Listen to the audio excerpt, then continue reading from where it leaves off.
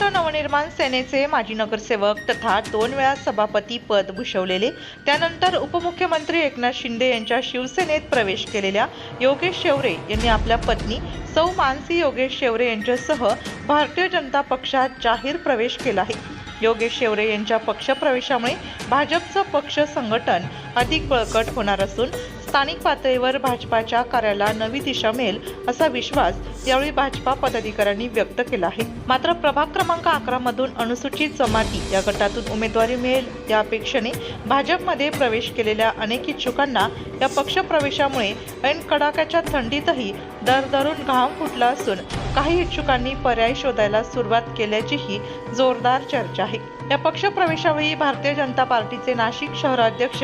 सुनील केदार, नाशिक महानगरपालिका निवडणूक प्रभारी आमदार राहुल ढिकले, नाशिक पश्चिमच्या आमदार सीमाताई हिरे, महाराष्ट्र प्रवक्ते लक्ष्मण सावजी, माजी आमदार बाळासाहेब सानप, माजी महापौर रंजना भानसी, भाजप नेते विजय साने, महेश हिरे, नाना शिलेदार, सुधाकर बडगुजर, सातपूर मंडल अध्यक्ष नारायण जाधव, निलेश जोशी, भगवान काकड आदींसह भारतीय जनता पार्टीच्या पदाधिकाऱ्यांसह कार्यकर्ते मोठ्या संख्येने उपस्थित होते।